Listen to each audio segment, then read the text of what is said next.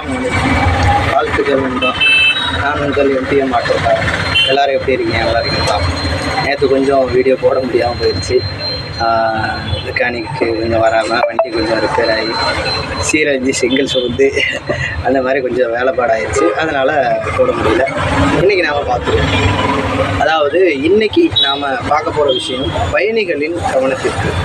அதாவது வண்டியில் வரக்கூடிய பேசஞ்சர் அவங்களுடைய அந்த பேச்சுத்தன்மை, அவங்களுடைய வாடகை தரக்கூடிய மனப்பான்மை, அது எப்படி இருக்குது, என்ன பண்ணுறாங்க அப்படிங்கிறத இன்றைக்கி இன்ஷா அல்லாஹ் முடிஞ்ச அளவுக்கு பார்க்கணும். அதாவது என்ன மேட்ரு அப்படின்னா, நிறைய பேசஞ்சர்களுடைய நிலைமை இன்றைக்கின்னு பார்த்தோம்னு சொன்னால் நிறைய பேர் ஆட்டோக்காரங்களை கம்ப்ளைண்ட் சொல்லுவாங்க. உண்மையிலேயே ஆட்டோக்காரங்க மேலே கம்ப்ளைண்ட் இருந்துச்சுன்னா ரைட், ஓகே, அல்ஹம்துலில்லாஹ் ஏற்றுக்கிறோம், பிரச்சனை கிடையாது. ஒரு சிலவங்க அது மாதிரி பண்ண தான் செய்கிறாங்க. தவறான விஷயமா இருந்தாலும், வாடகை கூட வாங்குகிற விஷயமா இருந்தாலும். ஆனால் கரெக்டாக வாடகை வாங்கக்கூடிய ஆட்டோக்காரங்களுக்கு, அந்த நபர்களுக்கு நீங்கள் வாடகை கொடுக்க நிறைய பேர் என்ன செய்கிறீங்க, இவங்க வாடகை அதிகமாக கேட்குறாங்கங்கிற மாதிரி நீங்களாம் என்ன செய்கிறீங்க. நீங்கள் உண்மையிலே யோசிச்சு பாருங்கள், நாம் என்ன பண்ணுறோம் அப்படின்ட்டு. அந்த உதாரணத்துக்கு நான் சொல்கிறேன், ஒரு 3 கிலோமீட்டருக்கு 100 ரூபா அப்படின்னா இதுதான் வாடகை கரெக்டு. ஆனால் நிறைய பேர் இதில் 200 ரூபா வாங்குறான், 150 ரூபா வாங்குறாங்க, 300 ரூபா வாங்குறாங்க. அப்போது உண்மையிலே ஏன் வாங்குறான், என்ன காரணமாக இருக்கும்? ஒரு சிலர் வேணும்னு வாங்கினாலும் இன்னும் ஒரு சிலர்கள் எதற்காக வாங்குறாங்க? ஒன்று, நீங்கள் நபர்கள் அதிகமாக ஏற்றிருப்பீங்க, இல்லை லோடு ஏற்றிருப்பீங்க, கூட்டு போயிட்டு தான் எங்கெல்லாம் போகணுன்னே சொல்லுவீங்க. போயிட்டு 3 கிலோமீட்டர் இல்லை, 3 கிலோமீட்டருக்கு மேலேயே தெருவா ஊரா சுற்ற வச்சுருவீங்க. அப்போ இந்த மாதிரியான ஒரு சில நடவடிக்கைகள் கஸ்டமர் செய்வாங்க. 10 பேராக கொண்டு வந்து ஏற்றிடுவாங்க. சொல்லவே மாட்டாங்க, ஆட்டோ வேணும்னு சொல்லி கூப்பிட்டுட்டு 10 பேராக ஏற்றிடுவாங்க. இடமே இருக்காது. அந்த அளவுக்கு நெருக்கி பிடிச்சி ஃப்ரெண்டில் ஆள் வச்சுலாம் கூப்பிட்டு போகிறாங்க. கூப்பிட்டு போயிட்டும் அதே 50 ரூபா வாடகை, 60 ரூபா வாடகை. இந்த மாதிரி ஆட்டோக்காரங்களுக்கு ரொம்ப சிரமம் தரக்கூடிய ஒரு வேலைகளை ஒரு சில பேசஞ்சர்கள் செஞ்சுக்கிட்டு இருக்காங்க. அப்போ இந்த விஷயத்தை பற்றி நீங்கள் பார்க்கணும், சரிங்களா? நீங்கள் ஈஸியாக நினச்சிட்டு இருக்கீங்க ஒவ்வொன்றையும். நம்ம முந்தின வீடியோலாம் சொல்லியிருப்போம், அவ்வளோகான கஷ்டங்கள், சிரமங்கள் ஒவ்வொன்றையும் நான் ஈஸியாக சொல்லிட்டேன். ஆனால் ஒவ்வொரு வேலையும் முடிக்கிறதுக்குள்ளே அந்த கஷ்டம்னு பார்த்தோம்னா அவ்வளோ சிரமமாக இருக்கும். எஃப்சிக்கு, இன்சூரன்ஸுக்கு, பர்மிட்டாக இருக்கட்டும், அலைச்சல், அந்த அலைகிற அலைச்சல், அதுக்குண்டான வேலைகள், வண்டியை கொண்டு போகிறது, மெக்கானிக் வேலை, இப்படி ரொம்ப சீரழிவாக நம்மளோட பொழப்பை போட்டுட்டு தான், வேலைகள் ஃபுல்லாக போட்டுட்டு தான் இங்கேருந்து நம்ம அலையவே செய்யணும். அவ்வளோ வேலைகள் அவ்வளோ கஷ்டமாக இருக்கும், சரிங்களா? ஆனால் உங்களுக்கு அது ஈஸியாக தெரியுது, என்ன பண்ணி போகிறாங்க அப்படிங்கிற மாதிரி, சரிங்களா? தயவு செஞ்சு என்ன பண்ணாதீங்க, அந்த மாதிரியான விஷயங்கள், அந்த மாதிரி வாடகைகள் வந்து அவங்களுக்கு என்ன, அவங்களுடைய உழைப்புக்கு உரிய ஊதியத்தை கொஞ்சம் என்ன செஞ்சுருங்க, தயவு செஞ்சு கொடுத்துருங்க. அவ்வளோதான், வேறு ஒன்றும் நம்ம பெருசாக ஒன்றும் ரெக்வஸ்ட் வைக்கலை. நீங்கள் என்ன பண்ணுறீங்க, கூட்டு போகிறீங்க, அந்த சவாரிக்கு உண்டான வாடகையை ரொம்ப குறைவாக, வாடகையை வந்து ரொம்ப குறைவாகவே, ரொம்ப ஒரு கம்மியான வாடகையை தரக்கூடிய ஒரு பேசஞ்சராக, ஒரு பயணியாக தான் நீங்கள் என்ன செய்றீங்க இருக்கீங்க. ஒரு சில நபர்கள் ஆள் நிறைய ஏற்றுவாங்க, லோடாக ஏற்றிடுவாங்க, லோடு கொண்டு போனால் ஃபைன் அடிப்பாங்க, அதிகமான லோடு போனால் ஃபைனு. இப்போ இந்த மாதிரி நிறைய விஷயங்கள் இருக்குது. ஆனால் நீங்கள் எதையுமே யோசிக்க மாட்டீங்க. யோசிக்காமல் என்ன செஞ்சுருவீங்க, பொசுக்குன்னு அவனை ஏதாவது ஏருக்கு மாறாக பேசிடுறீங்க ஆட்டோக்காரங்களை, ஆட்டோக்காரங்களை, அல்லது வாடகையில் ரொம்ப இருக்கட்டும், சரியாக வந்துடும் ஏன்னா அப்படிங்கிற மாதிரி நீங்கள் முடிவு பண்ணி வாடகை கொடுக்குறீங்க. அப்போ இந்த மாதிரியான ஒரு சில நடவடிக்கைகள் இன்னும் இது வந்து சவாரியில் நடக்குதுன்னா, ஸ்கூல் ட்ரிப்பில் இன்னும் கூடுதலாக பாருங்கள். ஒரு சிலவங்க ஸ்கூல் ட்ரிப்னால் கஷ்டப்பட்டு ரொம்ப ஈஸியாக நினச்சிட்ருக்கீங்க.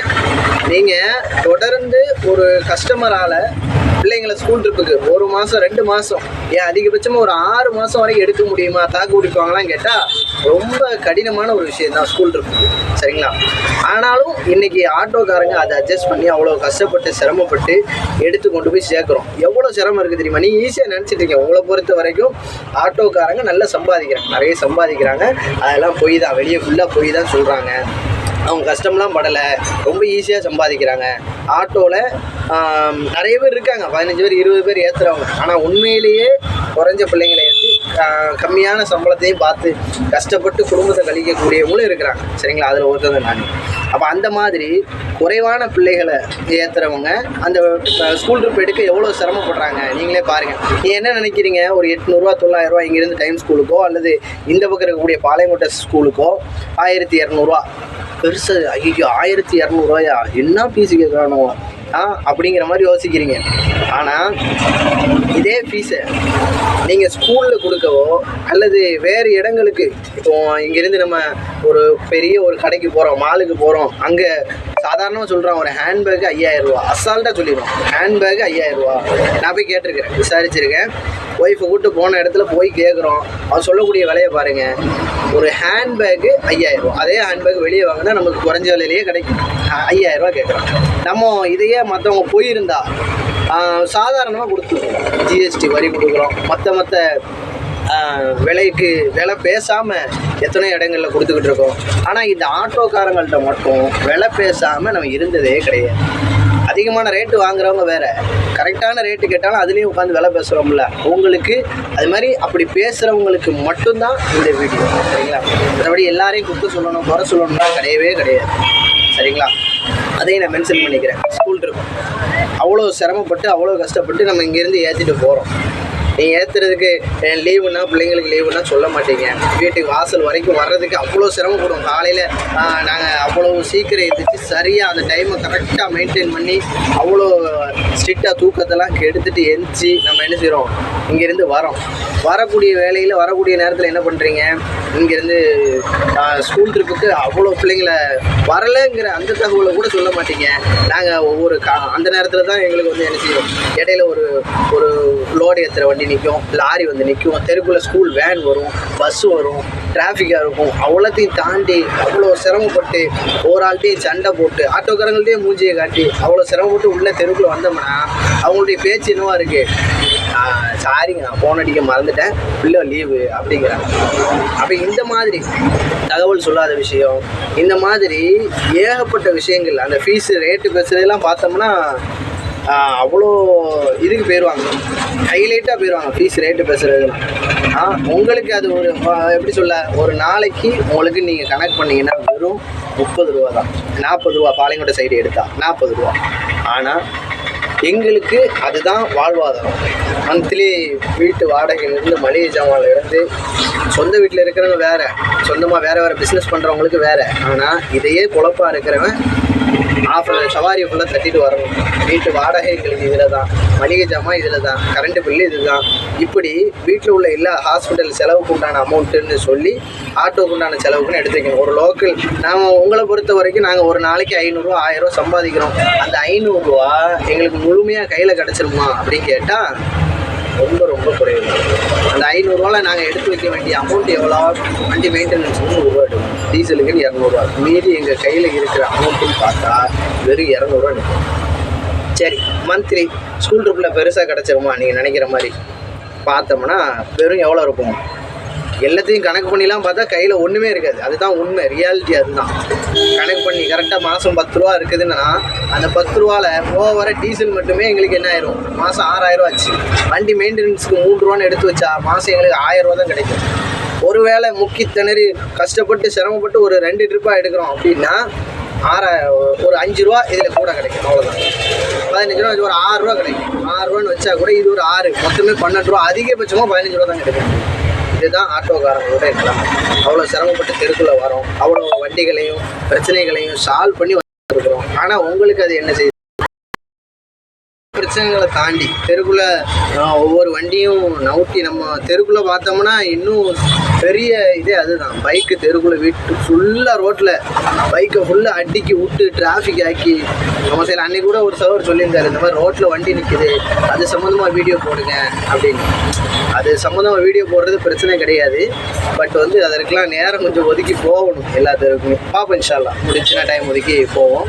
அப்போது அந்த மாதிரி தெருக்குள்ளே ஃபுல்லாக வண்டி, வரக்கூடிய வேன்கள், வரக்கூடிய லோடு வண்டி எல்லாமே அந்த இதில் தான் வரும். காங்கிரீட் மிஷின் வரும், இப்படி எல்லாமே அந்த இதில் தான் வரும். அது எல்லாத்தையும் ஃபேஸ் பண்ணி அவ்வளோ பிரச்சனைகளை ஃபேஸ் பண்ணி தான் இன்னும் சொல்லணும்னா ஸ்கூல் ட்ரிப் போகிற டைமில் போகிற வழியில் பிள்ளைங்க எத்தனையோ பிள்ளைங்க வாமிட் எடுத்துரும். சின்ன சின்ன பிள்ளைங்கள்லாம் ட்ரெஸ் சேஞ்ச் பண்ணுற நிலமை வந்துடும்.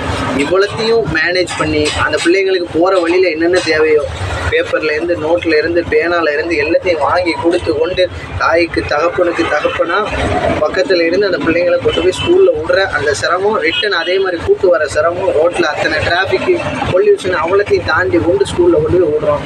ஆனால் அதற்கு உரிய பலன்னு சொன்னால் எங்களுக்கு மந்த்லி அதிகபட்சமாக ஸ்கூல் ட்ரிப்பு சவாரி எல்லாமே சேர்த்து மொத்தமே எவ்வளோதான் 15,000 தான் எங்களுடைய சேலை. நல்லா யோசிச்சு பாருங்கள்.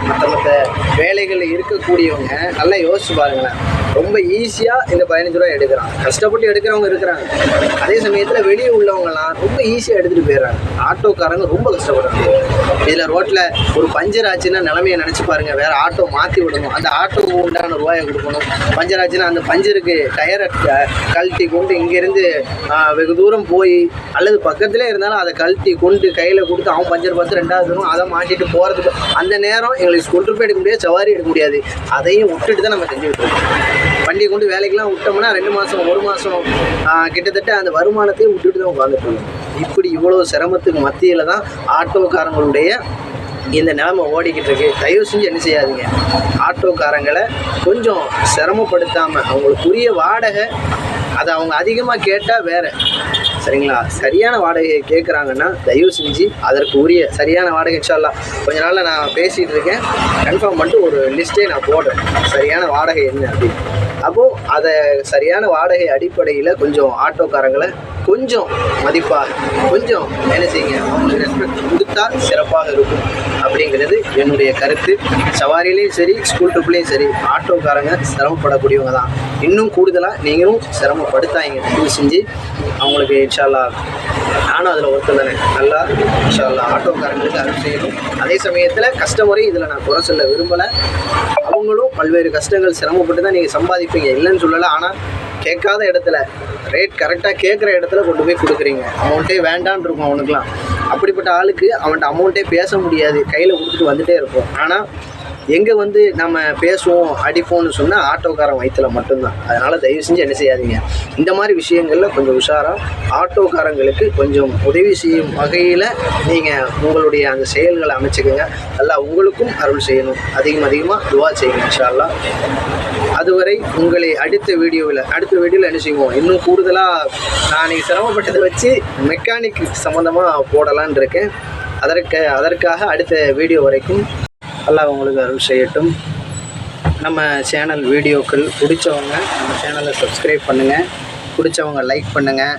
மற்றவங்களுக்கெல்லாம் ஆட்டோக்காரங்களுக்கும் சரி பயணிகளுக்கும் இதை அறிமுகப்படுத்துங்கள், ஷேர் பண்ணுங்கள். அதுக்காண்டி ஷேர் பண்ணி உங்களுடைய கருத்துக்களை இன்னும் புது வீடியோக்கள் வேறு ஏதாவது நீங்கள் விரும்புகிற வீடியோக்கள் எதுவும் போடணுன்னா அதை கமெண்டில் வேறு எதுவும் கருத்துக்கள் வேறு எதுவும் எனக்கு சொல்ல வேண்டிய அட்வைஸ் எது இருந்தாலும் நீங்கள் கமெண்ட் பண்ணுங்கள், லைக் ஷேர் பண்ணுங்கள், சேனலை சப்ஸ்கிரைப் பண்ணுங்கள். வாழ்த்துக்கள் நண்பா. அஸ்ஸலாமு அலைக்கும்.